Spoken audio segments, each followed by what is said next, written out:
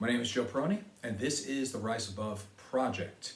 And today I want to talk about how to not get stuck in your life. The three major ideas I'm going to give you today are number one, don't give up. Number two, keep goal setting for the future. And number three, try to relentlessly reinvent yourself. Now, today, I don't want to come across as an expert. I just want to come across as a human being.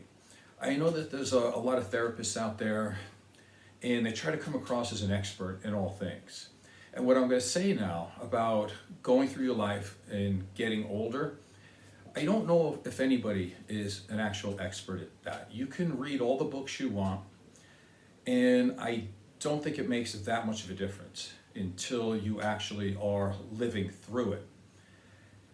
And I'm a product of that, right? I'm getting older myself.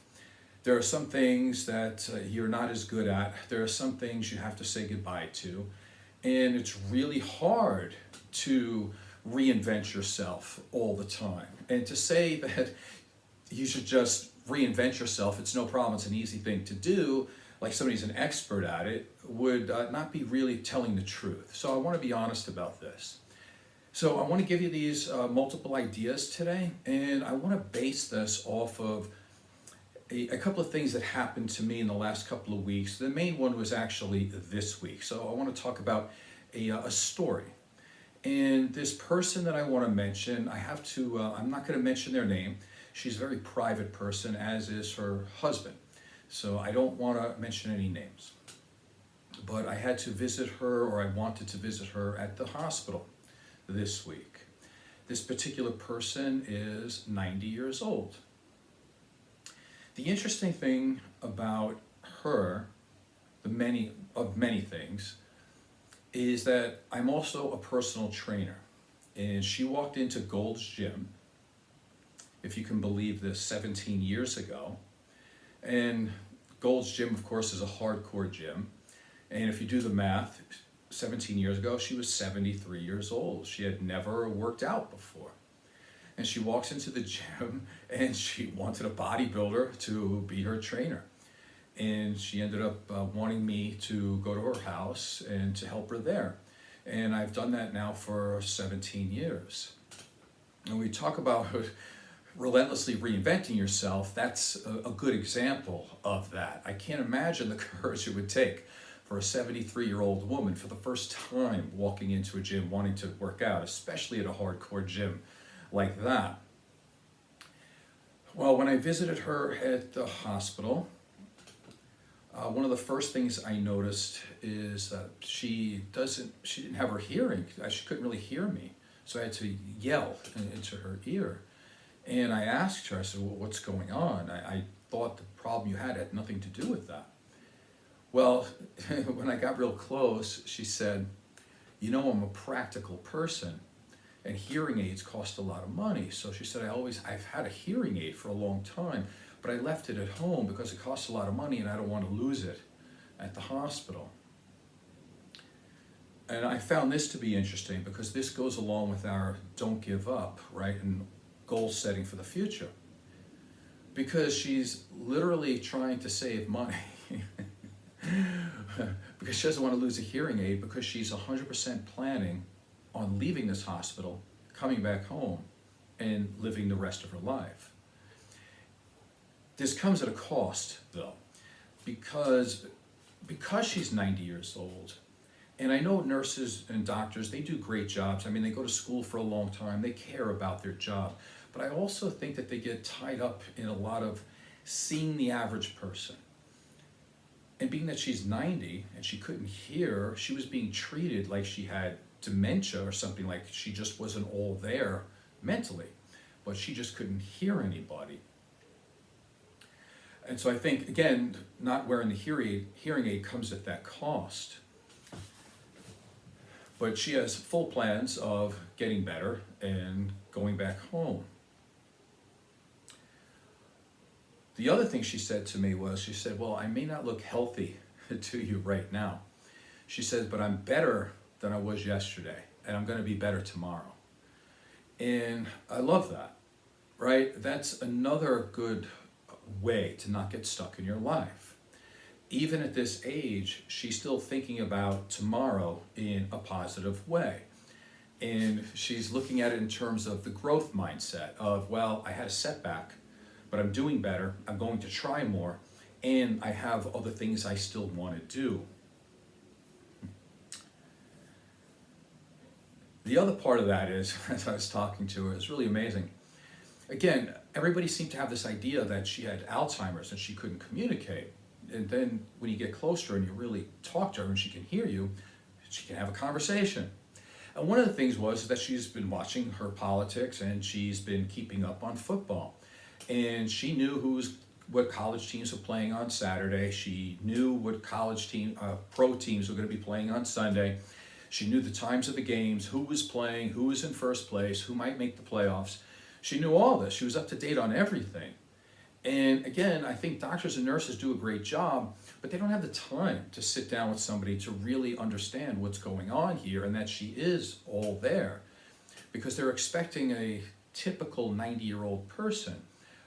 But up until this time when she's been hospitalized, she was walking like 3 miles a day, and she was doing weight training a few times a week. So this is not the usual person here. This is a person that's been really pushing hard. And throughout the years as well, we've been working on doing things like puzzles and reading and doing some writing and stuff like that to keep up with the mental acuity as well. And she's still doing that even though she's in the hospital. So again, goal setting for the future and don't give up. I also have an 81-year-old client, and he used to be a doctor. He's been retired now for about 20 years or so, and he does a lot of woodworking. I mean, he revamped his whole garage to be able to do woodworking. It's a wood shop, and he does a lot of projects for himself, just for his own enjoyment. He does things for other people. He makes gifts for his grandchildren, so he's always has another project on the line or in the future to do. And I always notice this with a lot of people, that people who do well as they get older, they don't just retire, but they retire into something. They retire into something that they want to do, whether it's another job, a profession, some type of interest, but something that really keeps their mind and their body working. In terms of relentlessly reinventing yourself, I think this is extremely important. And even me at my age, I've noticed this. You do want to try new things. You want to try not to make your life small. You want to try to expand it. One of the difficult things, I think, for as you get older, is if you compare yourself to when you're young, assuming that you're a healthy human being, what typically happens is that you start to learn things in life. You go up in the grades. You end up graduating, you get a job, then you tend to start to make more money, you meet somebody, you get married, you have kids, the kids start getting older. I'm not telling you anything new here, I'm just trying to point it out. But your life is in expansion, and there's a lot of, let's say, anxiety and stress with those years, let's say from 0 up to maybe 40. To where you have all this turmoil and anxiety and all these moving parts, and everybody's so frustrated because you have so many different hats you need to wear to do all these jobs, whether it's to be a good spouse, a good worker, a good parent, and all these things are true. But I think one of the things that's lost is the gratitude there, because as you start, it's not the same for everybody, but as you start getting past a certain age, you start to lose a lot of these things. You get very complacent in your job. You don't really learn anything new. You don't have the excitement, let's say, of moving across the country to start new and to really get your life going because it's already going. People have a lot more guts when they're younger because they probably don't have a lot to lose. So they're more willing to take risks. When you get older, you're a little bit less likely to take a risk. Therefore, you tend to be complacent and boring. Your kids get older, they need you less, and then eventually they move out. And then some people are lucky where your kids are still a big part of your life, but there's a lot of people that I've seen where the kids don't even talk to them. They move across the country, they might call them, for Christmas or a birthday, but they're just not in your life. So I see a lot of people, once you hit about in your 40s, that your life starts to really, really shrink. And that's devastating for a lot of people. And that's where a lot of depression can move in. And so again, we need to relentlessly, continuously try to reinvent yourself and to do new things. I believe, at least in my experience, that there's a sweet spot for everything. And let's say for me, I've been doing bodybuilding most of my life, and there's a sweet spot because when you train and you push yourself, there's an expectation that you're going to get better all the time. And you do. But eventually there's diminishing returns, because just because you bench press your whole life, it doesn't mean now you can bench press 1,000 pounds, because at some point it just doesn't get any better. You reach your peak, you reach your limit.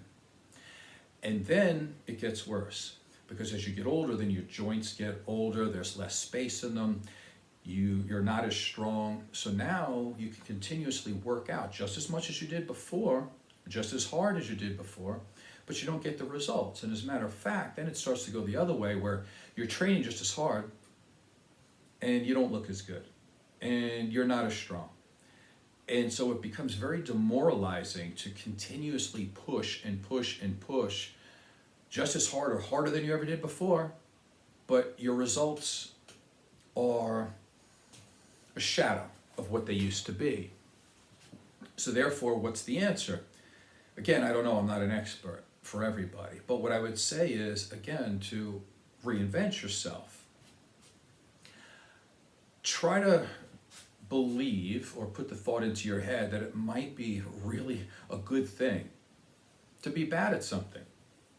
Because if you've never done a particular thing, then there's a massive potential there for you to get better at it.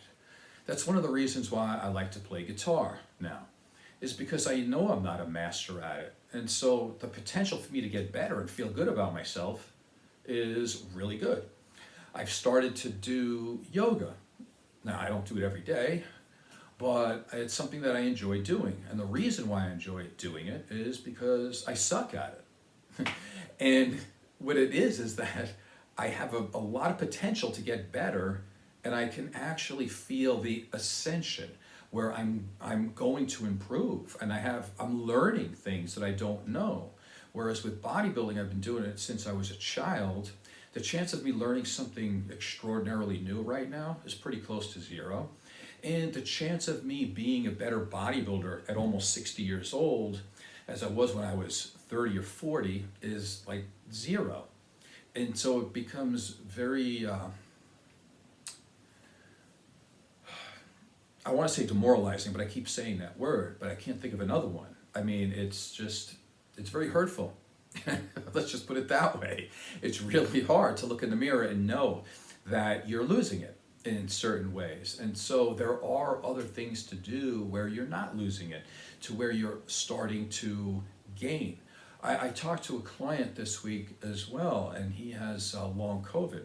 And before that, he was very interested in sporting activities that were very demanding on the cardiovascular system, and he can't do that right now. And so he feels very depressed, very sad, and it hurts him in every area of his life because he doesn't have the self-esteem that he had, and he has nowhere to put all this extra energy. And one of the things that we talked about is that what is something else that you can get into that's also somewhat physically demanding, but still you can be able to do it, so you can improve yourself. No, you're probably not right now going to be training for a marathon race and beating, a 2 hours and 30-minute time like maybe you were before. That's probably off the chart right now. That's not possible. But there are other things that he can do to start over in some type of sporting events where he can start from the bottom and start to improve. So let me go down this really quick again. So very important. What I have learned this week from my 90-year-old client is to never give up and keep goal setting for the future. As a matter of fact, she gave me and my girlfriend a watch to hold because she, by mistake, she said she wore it, and she, I guess because you got to put the bands on your wrist or whatever, she had to take it off. And she's afraid that someone's going to take it or it's going to be lost. So she gave it to us to hold for when she gets out of the hospital. Again, she's thinking in terms of future and what she wants to do, and she's still concerned about money and things like this. And it's really interesting too because her husband is with her all the time. And as you might think, she's 90, he's also 90. And it just leads me to believe that this very positive mindset of not getting stuck, always trying to open up your mind, always trying to move forward. As a matter of fact, it was only a year ago, which would make her and her husband only 89. They went on a 6-month tour around Europe. And what they did was they went to as many operas as they could find. That's their thing. And think about that, right? So I live in Las Vegas, so they traveled all the way to Europe, went all these places, France, Italy, Austria, whatever, you name it, Prague, I don't know, all these places to go to operas at 89 years old. It takes a lot of guts to do that, and what it also takes is a lot of energy. And so therefore, when she was trying to relentlessly reinvent herself, when she was 73, all of those years of training led up to that point to where she was able to do that and do it pretty easily and have fun and have a minimal amount of physical pain. And like she said to me this week in the hospital, she said, I'm getting out. I will get out. And she said, but if it wasn't for you, and I don't mean it to be on me, I'm just saying training in general, right? You can be the worst trainer in the world, but if you're selling physical fitness, you're still selling gold, right? So she said, without you and training me all these years, she said, I would not be alive right now. And honestly, that's probably true. So what I would say is like something that you've probably heard since the beginning of time, so I'm not telling you something new, but health really is wealth. I don't care how much money you have. If you're not healthy, if you can't get through a day without incredible pain, if you can't do the things that you want to do in your life comfortably. If you want to go see an opera and you can't do it, you want to go to the movies, you can't do that. You want to go for a walk, you can't do that. I don't care how much money you have. It's not going to be worth anything. Who cares what you have in the bank? So if you want to relentlessly reinvent yourself, I think one of the things to do is to do what you can in order to be healthy. I see a lot of people in their 20s and 30s, they've already given up on life. As a therapist, I see this all the time. They have no drive, no goals. They have negative thoughts about themselves, negative thoughts about other people, the world, the future, and it gets them nowhere. And I'm almost afraid to see what it's going to be like in their future. Again, I'm not talking as a therapist, I'm talking as a human being. I'll probably say this at another show, but I've been asked many times, like, what do you do for a living? And I break it down. My job, honestly, whether I'm a trainer or a therapist, is really simple. I try to diminish the amount of suffering that I see in the world. And that's the only job I really have. And it hurts me when I see people giving up on their lives when they're so young, because it's only going to get harder. Because as you get older, your body starts to give out, and sometimes your mind starts to give out. When you're in your 20s and 30s, you should be really pushing it because you got everything on your side. I mean, I shouldn't say this, but when you're in your 20s, even in your 30s, you don't even have to eat really good. I mean, you could eat a bunch of top ramen soup. You could stay out all night. It doesn't even matter. I used to get by on 3 hours of sleep every day and still go to work and have fun and do my things and still work out and still go win bodybuilding shows. But that stuff slows down, unfortunately. It's a hard thing to experience. So again, real quick, don't give up. Number 2, goal setting. Goal setting for the future. Keep trying to do new things. Try to embrace that you're not good at something. Because when you're not good at it, the potential for you to get better is really high. And the feeling of going from poor to exceptional makes you feel amazing. Because even the things that you're amazing at, as you get older, it's typically going to come down. And you can be really good at it, but it's still going to make you feel sad. So you always want to start off with something new so you can improve on it. I think that's all I have to say for today. My name is Joe Peroni. Hopefully some of that was beneficial to you. Please subscribe and tell a friend. Thank you.